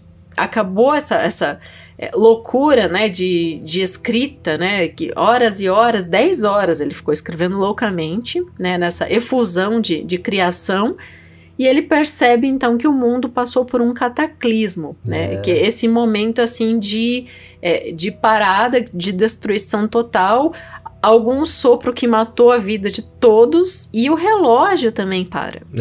É muito difícil, acho que a gente colocar um ponto, né, no conto que isso acontece, porque é muito gradual, assim, né? Vai acontecendo pequenas coisas, e eu também acho uma característica bem forte desse texto. Eu vi uma entrevista com o Salvador Dali, uma entrevista bem antiga dele no programa do Dick Cavett, que é um apresentador de talk show bem antigo, né? Eu não gosto muito dele, que ele é meio palhaço, assim, não leva as pessoas muito a sério.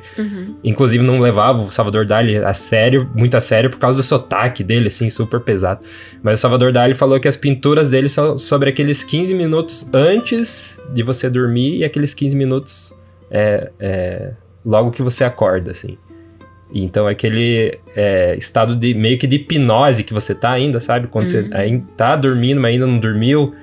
E eu acho que esse conto aqui de hoje traz muito isso, assim, dele ir lá fora e, né, ver que ainda tá tudo escuro e ele achar que já tava amanhã. E eu me lembro eu mesmo, nos meus episódios sonâmbulos de criança. O Lucas foi sonâmbulo, gente. Até uns 13, 14 anos. De ter isso de eu tá nesse estado meio acordado, meio dormindo, e olhar pra fora, assim, e tipo, ver aquele mundo que parece irreal, assim. Então esse texto me trouxe muito essa sensação, assim, desse meio acordado. Que louco isso. Muito louco. Bom, eu sei exatamente o que é essa sensação também. Eu tenho que revelar que muitos dos meus textos, inclusive algumas poesias de Trincas, nasceram quando eu deito na cama pra dormir. E a gente começa aquele processo de pensar, revisar o dia, ou... Enfim, só o devaneio mesmo de começar a se entregar pro sono, e daí vem o texto. O meu primeiro texto que eu venci na vida, o concurso de redação Mães, foi assim, eu escrevi 1 parágrafo, 2 parágrafos na cama em devaneio. Quando o 3º parágrafo estava ficando pronto, eu levantei e fui escrever. E muito cedo eu também adoro escrever, então é esse momento mesmo que você não tá bem acordado ainda e... Tem uma portinha, né, do cérebro que fica aberta. Tem assim. algo diferente no ar, né, a atmosfera humana em si. É muito bom. A gente vai falar já da biografia do Aloysio Azevedo. Você não pode sair daí, né? Um cara que foi muitas coisas durante a vida, mas vamos continuar aqui nessa análise, nesse hibridismo de discurso que a gente tem nesse conto. Veja essa transformação, que é o que eu acho de mais sensacional, e é uma leitura assim que não está muito à vista, é uma análise um pouco mais profunda. Ele perpassa os reinos, Lucas. Você percebeu isso? O reino animal, sim. O reino vegetal, o reino mineral E ele termina numa condição etérea, uma condição fluida. Transcende, fluídica, né, tudo. Exatamente, como se fosse dois amantes, duas estrelas, né, unidas no universo cósmico. Como se tivesse voltado, né, no início de tudo. Então, eu acho muito sensacional, até escrevi assim lindamente para os nossos apoiadores essa análise, né, enfim, primeiro eles viram fauna, né, com corpos fortalecidos, garras e dentes, prontos para caça, né? Também dá para lembrar um pouco o título do texto, eles viram essas espécies de besta, até né, demônios. A primeira leitura que eu fiz foi, eles são demônios por causa desse momento, que eles viram duas feras, né, eles correm vigorosamente, e daí ele começa a citar os membros refeitos de seiva, né, do sangue enriquecido pelos fluidos vitais,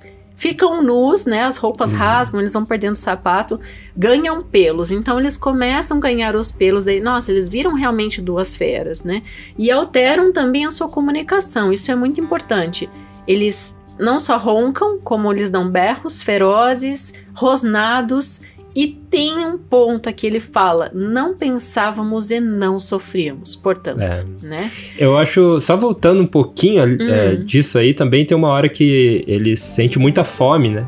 Que começa a dar esses sinais do instinto dele, assim, mais forte que ele, né? Sim. Daí ele sente essa fome muito forte, ele até tem até uma frase, primeiro o estômago, depois o amor, algo disso. Eu anotei, fome e amor são a garantia da vida, né? E daí ele vai lá e devora tudo no armário lá que tem, depois ele vai atrás da Laura.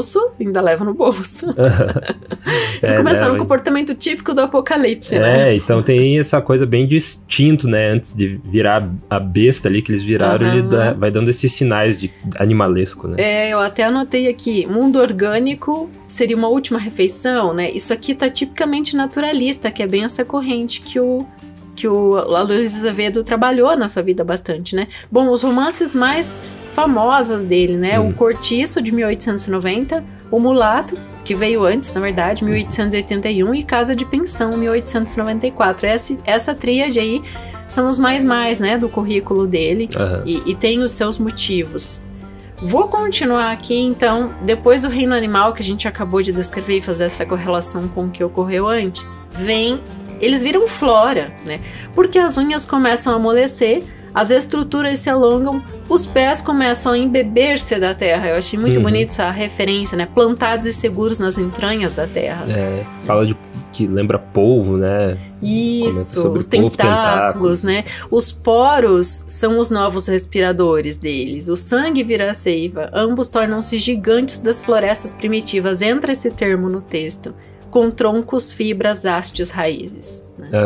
A gente tem essa transformação. Em seguida, a gente tem eles fenecendo, eles murchando, eles alterando, né? Eles, pra o quê? Pra se tornar pó de novo. Mas note que no começo do texto, o que tá prevalecendo é o lodo, é a lama.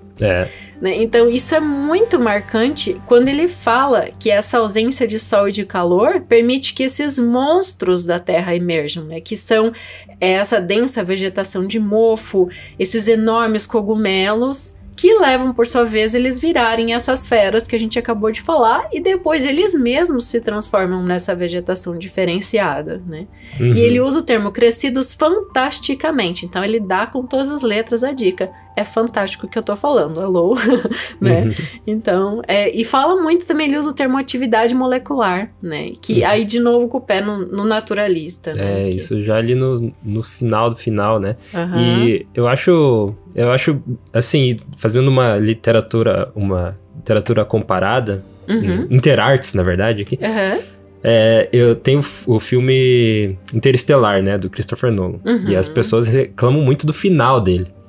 E até vou dar um pequeno spoiler se você não assistiu o filme, mas ele volta para um cenário mais romântico. E o filme inteiro ele é ficção científica e bem naturalista, né? Tudo faz sentido. O universo todo é super explicado. E no final, o diretor coloca pra gente que a conexão entre os dois ali, né, o pai e a filha, era o amor deles. E as pessoas reclamam muito, pra que colocar o amor? Meu Deus, que amor, o quê? Tá? Tem que ser ficção científica. E aqui a gente tem esse naturalismo, assim, rolando. Eu acho que tem bem mais naturalismo do que o romantismo, até no texto. Eu enxergo mais romantismo. Ou é meio que os dois, né? Enfim. Tá bem mescladinho. Não dá pra... Com o Fantástico também. Não dá pra falar que é um ou que é outro. Mas, enfim, tem muito desse naturalismo, mas ele, no final, né, ele volta pra essa junção dos dois ali, né? E tem esse desenvolvimento de personagem mais pessoal, assim, a história é mais dos dois também, né? Então... Eu acho que não tem... eu gosto bastante do final do Interestelar. E eu acho que não tem porquê... você tá sendo apenas ficção científica que você tem que se manter puro aquilo, né? Até o final. Né? Então, aqui nesse texto do Aloysio Azevedo, também ele tem as duas características, né? E o texto é legal por causa disso, né? E eu ancoro isso que você acabou de falar naquela máxima, que só existe a ficção se existe a realidade. Só existe o bem se existe o mal. Saramago já nos falava em Evangelho segundo Jesus Cristo, né? Quando o diabo falou, não, eu vou lá e não faço essa monte de sacanagem. Não, você tem que ser malvado. Daí eles vão me enxergar como bom, né? Então tem que ter os dois lados. É meio bilateral mesmo, né? Mas o que eu gostei é que nesse momento que eles começam a se transformar para mineral, né? Que eles vão se transformar em pó, eles se questionam, será que a gente gerou flores ou frutos? Que eles nem têm... A consciência já foi, né? Isso aí também é bem legal, essa perda gradual da consciência. Tipo, ele fala, eu ainda consigo pensar em ter consciência, né, da minha existência. Apesar de ele se perceber que tá virando uma besta. E daí esses instintos mais fortes que ele, tipo você pensar em ter essa sensação muito louco, tipo, eu tô virando um animal e eu não consigo fazer nada pra isso parar, né, minha consciência tá indo embora. Então isso vai acontecendo ali no final, é muito, muito interessante, né? Diferente do que o Kafka faz em A Metamorfose, porque quando ele acorda transformado em bicho, em animal, né, em peçonhento, ele não questiona que ele virou um bicho, ele questiona como é que ele vai fazer pra ir trabalhar naquele estado físico que ele tá. Né? Então é outra instância de metamorfose que a gente está falando aqui, né? O Kafka pegou uma transformação, uma realidade diferente, e aqui a gente tem outra instância de metamorfose. É justamente isso que você falou, e eu anotei, Lucas, como é que esses 5 sentidos vão se alterando. Então, primeiro, existe a queda da visão, porque fica tudo escuro. A audição, porque não se escuta nada, é marcante quando eles decidem morrer juntos e vão em direção ao mar. E lá, o mar é mudo e silencioso, as ondas não quebram, não existe barulho, então eles perdem a audição. E quando eles viram a besta, como você falou, né, eles viram o demônio ali, essas feras, eles perdem totalmente o tato. Ele fala isso umas 2 ou 3 vezes pra gente. Perdemos o tato. Nem frio, né? Eles não sentem mais, assim, em certo Só momento. que o que acontece? Eles têm um melhor olfato e paladar. Então existe uma mudança nos 5 sentidos, né? Esses famosos que a gente conhece. Para além disso também, porque quando eles vêm depois do reino mineral ali, eles finalizam nesse molecular que... Nossa, ele usou os termos um estado molecular etéreo fluídico, uma união eterna dos amantes como 2 estrelas, né? Então, e antes tem uma parte bem romantizada ainda, voo etéreo de 2 almas. Logo que eles se encontram e ela acorda desse estado, né, meio sonolento, e ela é despertada com o quê? Com um beijo, né? Com um beijo. Então, super romântico. É verdade. É aí que... Daí no final, né, que vem aí a minha única pequenina crítica, assim, que eu acharia mais legal se tivesse deixado, não falasse que era a história que ele estava escrevendo, né? Que só terminasse ali com os 12 e ficasse subentendido que poderia ser a história ou poderia ser real, né? Explicarei por que ele não fez isso. Então vai.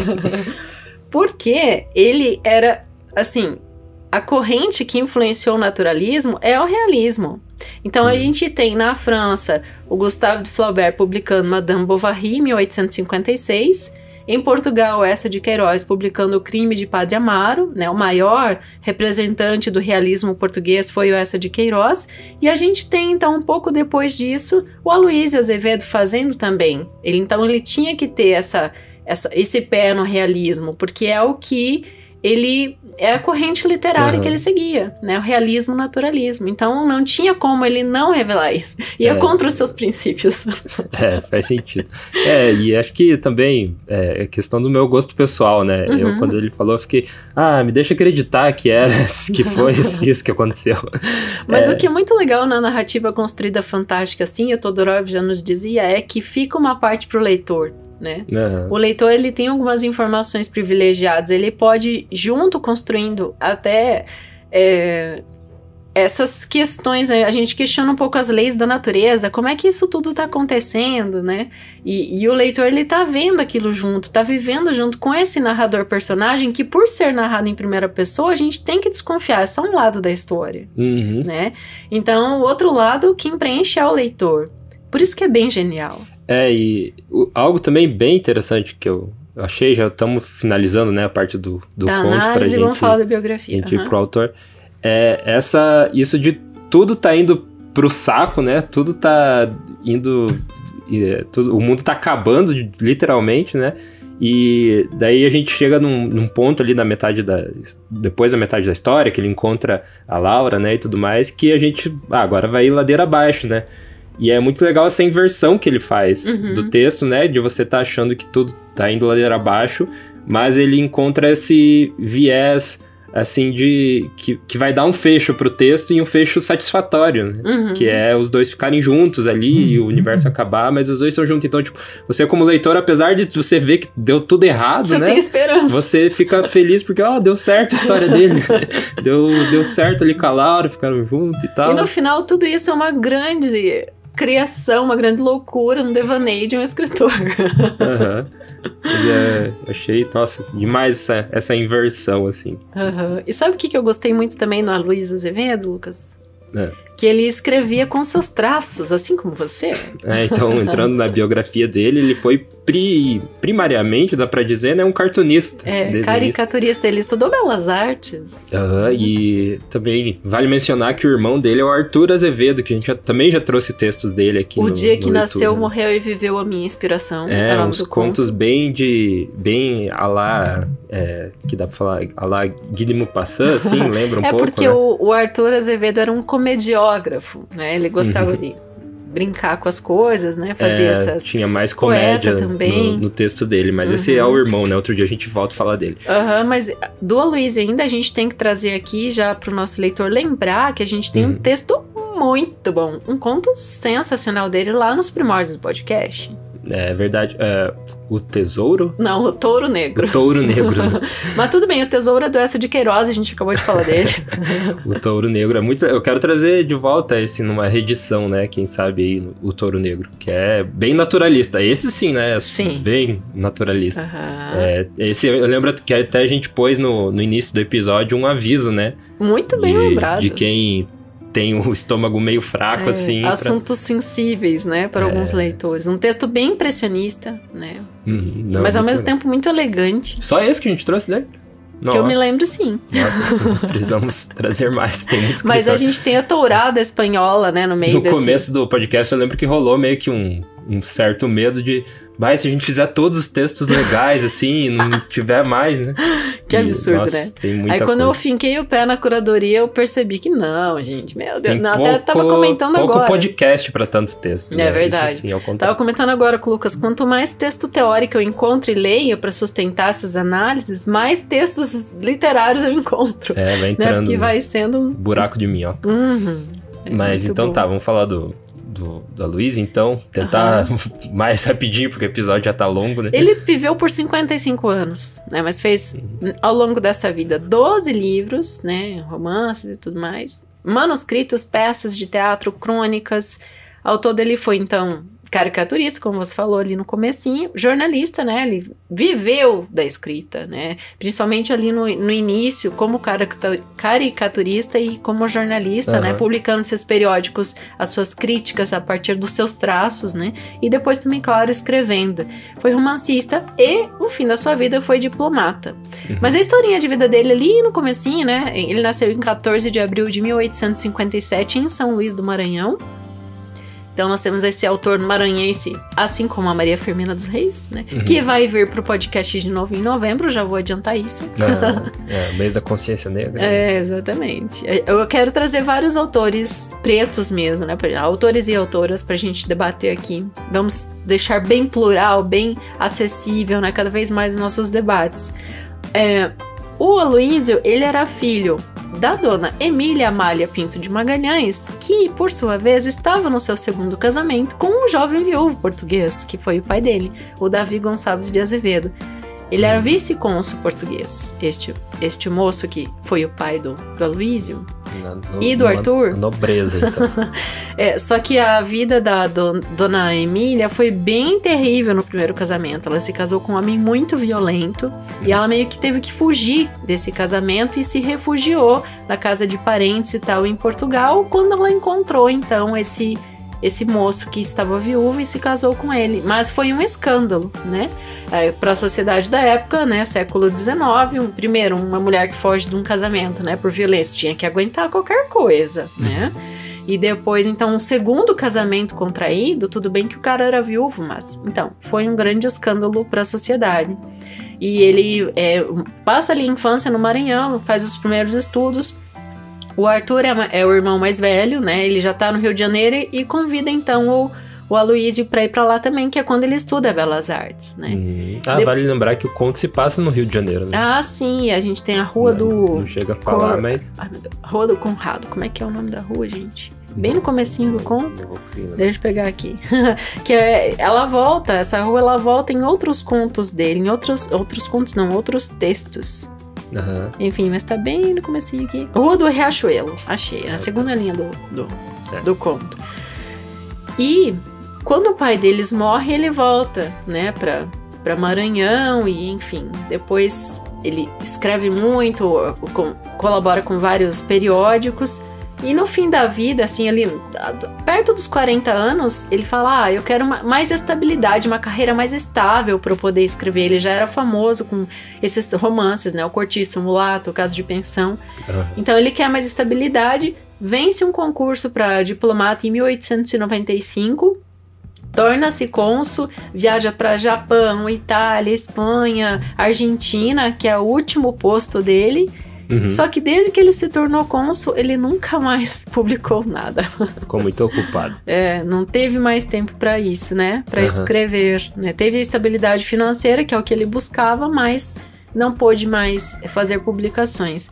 A lembrar que o Touro Negro é uma publicação póstuma, 1938, e é uma crônica, não é um conto, é tratado como crônica. Nossa, parece um conto. A gente postou aqui em junho de 2020, então para você que vai buscar ali e ouvir, então lá no comecinho mesmo, na primeira temporada do nosso podcast, que começou em março de 2020. Né? Então, bem no comecinho. Fica aí pra você se Falou encaixar. Da Argentina, foi lá que ele morreu também, né? Isso, porque ele era um cargo, deixa eu só pegar aqui, cônsul de primeira classe, desde 1910. Daí ele morre em 1913, justamente na Argentina, em Buenos Aires. Pode imaginar aquele moço assim com um bigodão, né, clássico dessa época, era ele. Verdade, muito bom. Bom, eu adorei trazer esse episódio, tô bem satisfeita com isso, porque eu enchia você, né, de recomendações que eu queria muito trazer logo esse episódio. Desde a primeira vez que eu li, eu fiquei louca por esse texto. É muito legal. E eu tava pensando, a gente traz muita coisa, né, de Lovecraft, de Edgar Allan Poe, e a gente vê muito brasileiro também, né, colocando esses escritores lá em cima. E se a gente pegar, a gente tem muito escritor como Aloísio Azevedo que, né, traz o texto do mesmo nível, né, igual esse que a gente ouviu hoje. E não é também, a gente tem que valorizar o Brasil e tal, não, é que, né, é um texto que todo mundo devia conhecer. Eu leio ele e você fica, nossa, o mundo inteiro tinha que conhecer esse texto, né? Pra saber que não existe só Lovecraft, né? Que a pessoa sempre, é Lovecraft, meu Deus, Lovecraft. É verdade, falou bem. É isso mesmo, eu concordo. Assina embaixo. E não pra ser essa pessoa chata, assim, vamos valorizar o nacional, né? Mas é mais pra... são histórias que todo mundo devia conhecer, né? Mas aqui agora, acho que a gente conseguiu, né, dar amplitude desse texto, né? Trazer porque realmente é o primeiro texto com todo esse viés romântico, fantástico e realismo, naturalismo num único texto. Tá certo que é um texto longo, né? Teve pano pra manga pra colocar tudo isso, mas foi muito bem construído. Então, todos os louros para Aloysio Azevedo. A gente fala que é um texto longo, mas é um padrão de conto, né? Se a gente vê, se você sentar pra ler esse texto, assim, você não iria parar no meio dele, né? Provavelmente você queria terminar, porque vai escalando, né? Então, assim, um conto longo, você vai levar 1h e pouquinho ali pra ler. Aqui no episódio, ele ficou com em torno de 1h10, 1h15, a leitura com esse audiodrama que a gente faz, em alguns momentos mais acelerado, em outros mais pausado. For um leitor aí mais assíduo, em uns 40 minutos você lê.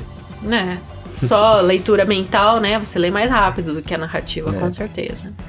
É isso aí, então vamos para os nossos apoiadores do Leitura de Ouvido. Se você gostou do episódio de hoje, você pode apoiar a gente, né? Essa é a única forma de a gente continuar fazendo o que a gente faz. Então você entra em apoia.se/leitura de ouvido, e que é o nosso financiamento contínuo lá, coletivo, ou você manda um Pix direto para leituradeouvido@gmail.com. Essa é a chave do Pix.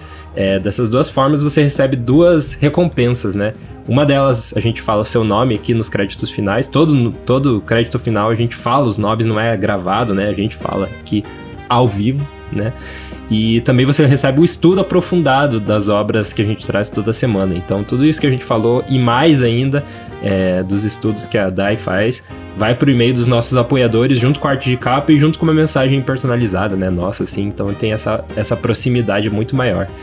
E tem um terceiro prêmio, assim, que fica nas entrelinhas, que é essa conversa que tem com a gente, né? Então, a gente tem muitos leitores de ouvido que nos apoiam, que dão sugestão de obra, que conversam com a gente sobre pontos mais específicos, assim. Então, a gente tem esse canal aberto com os apoiadores. Então, entre em apoia.se/leitura de ouvido ou manda no Pix para leituradeouvido@gmail.com, que você vai entrar aqui nos nossos apoiadores, que são eles: Adalberto Machado Santos, Aguinaldo Ângelo Silveira Rebouças, Ana Cláudia Chaguri Lopes, Augusto Marques Ramos, Bruna Foltz Coutinho, Bruno Ítalo Farias Cruz, Bruno Guedes com o Grupo Danco, Caio Naves Oliveira, Cláudia Lubi, Daniela Caroline de Camargo Veríssimo, Eduarda Quartim, Elaine Vieira Ferreira, Fabiana Maria Landiva, Felipe Cronato, Fred Teixeira Trivelato, Isabel Araújo Alves, Jaqueline Conte, Kelly Torquato, Leandra e Abel Borges, Lina Soares, Marcos Moraes de Oliveira, Marcos Vinícius, Maria Lúcia Rickbardi, Matheus Simão Brum, Nariel Arruda Borba, Paulo José Pereira de Rezende,